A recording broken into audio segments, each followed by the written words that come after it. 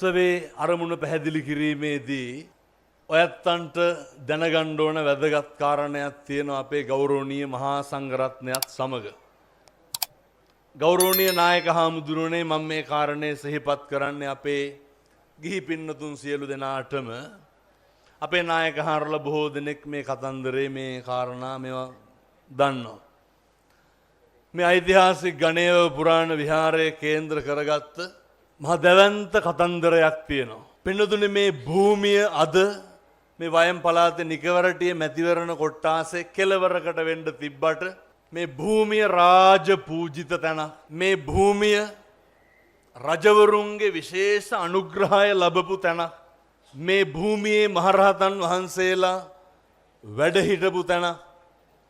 සක් සුදක්සේ පැහැදිලි පින්නතුනි මේ භූමියේ අතීතේ සම්බුද්ධ ශාසනයේ චිරස්තතියට අතීතයේ දවසකදී සම්බුද්ධ ශාසනයේ නව යුගයක ඇරඹුමකට හැරවුමක් වෙච්ච භූමියක් තමයි මේ ඓතිහාසික ගණේව පුරාණ විහාරය කියලා කියන්නේ.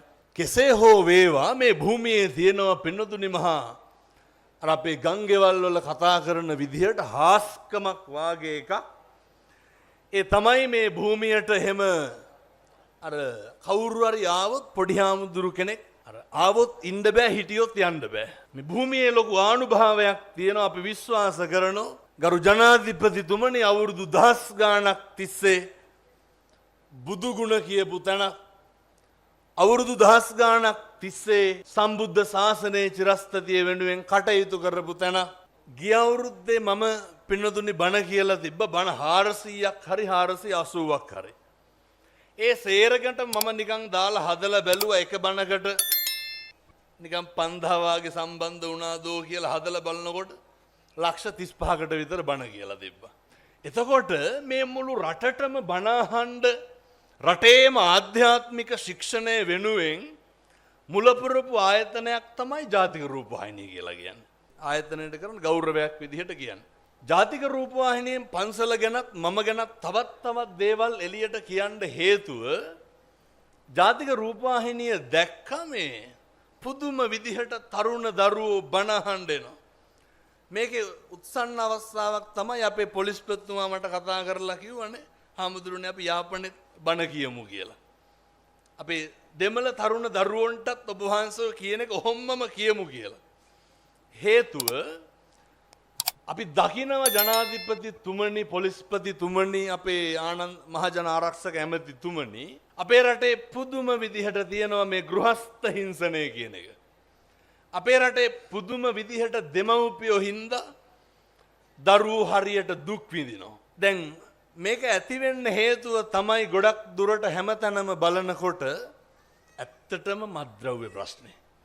මේකට අපේ ජනාධිපතිතුමා පොලිස්පතිතුමා නේ අර හොඳ වැඩපිළිවෙලක් නේ අපේ හාමුදුර අපේ අන්නායක හාරෝ එහෙම වඩිනවා. නිතර කතා කරගෙන ඒක හරි අපූර්වට ඒ කටයුත්ත කරගෙන යනවා.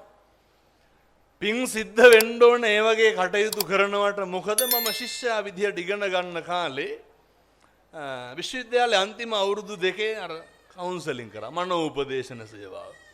පවුල් 800ක් බැලුවා මේ පවුල් 800ෙම තියෙන්නේ ඔය මත්ද්‍රව්‍ය කතන්දරේ.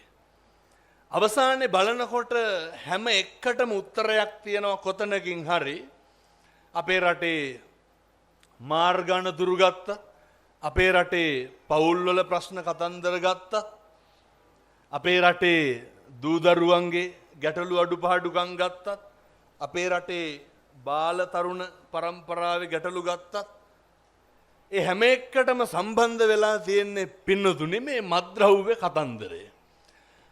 මේ මත්ද්‍රව්‍ය ඉස්සරහට දාගෙන තරුණ දරුවන්ට බණ කියනකොට තරුණයන්ගේ ප්‍රශ්න ඒ විදිහට කතා කරනකොට අර හිතාගන්න බැරි විදිහට තරුණ දරුවෝ බණ අහන්න එන්න ගත්තා.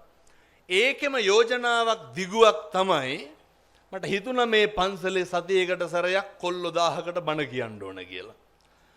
ඔය ධර්මශාලාව හදන්න පටන් ගත්තේ. අපි මං අර කිව්වේ දායකයෝ 100ක් විතරනේ ඉන්නේ. අපේ අම්මලා තාත්තලා එකතු වෙලා දෙයියනේ කියලා මේ බණමඩුව හදන්න පටන් ගන්නකොට අපි ඒ දවස්වල ඔය බාල්ක දාන්න මේ ගමේ ගස් හොයනවා.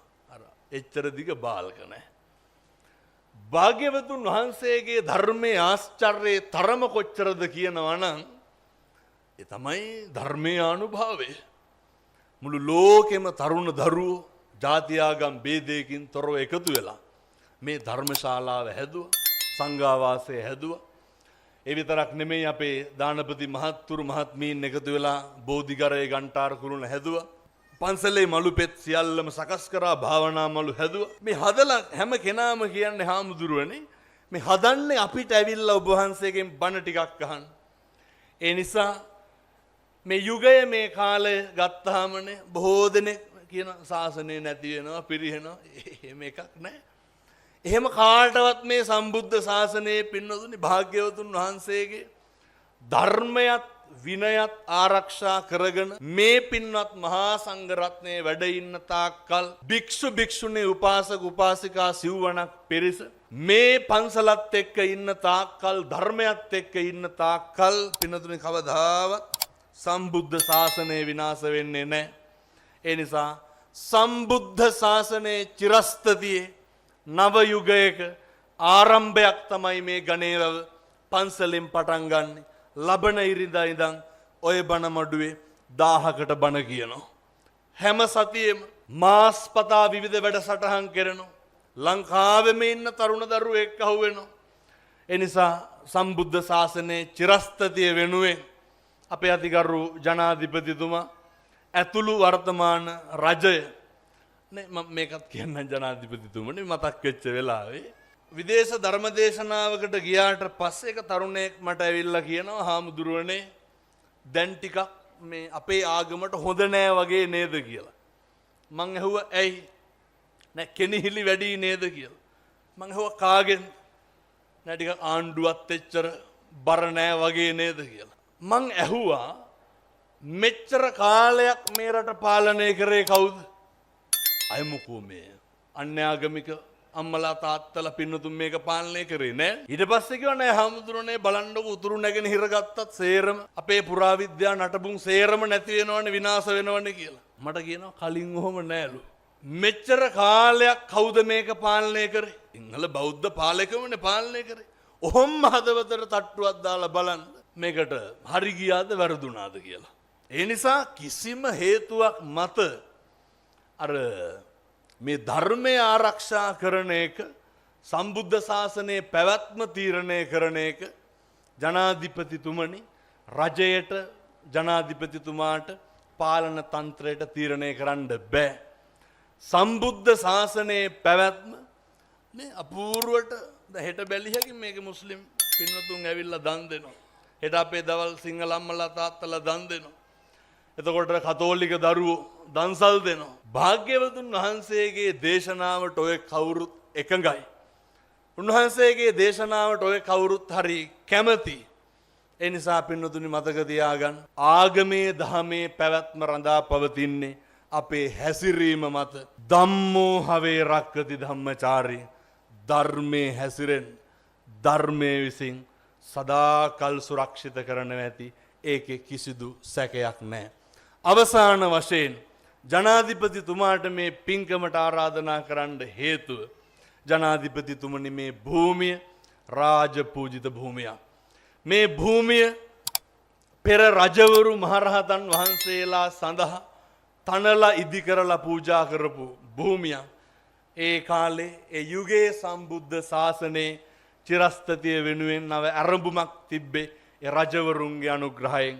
මං විශ්වාස කරනවා මේ අවස්ථාව ගණය විහාරස්ථානයේ මේ කටයුත්ත සම්බුද්ධ ශාසනයේ චිරස්තතිය වෙනුවෙන් රජවරුන්ගේ සහභාගීත්වයෙන් සිද්ධ කෙරෙන්න ඕනේ.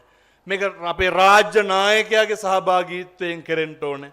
මේ තමයි බෞද්ධ ප්‍රබෝධය ඇති වෙනවා කියන්න පහළ වෙන ඉඟි සලකුණු.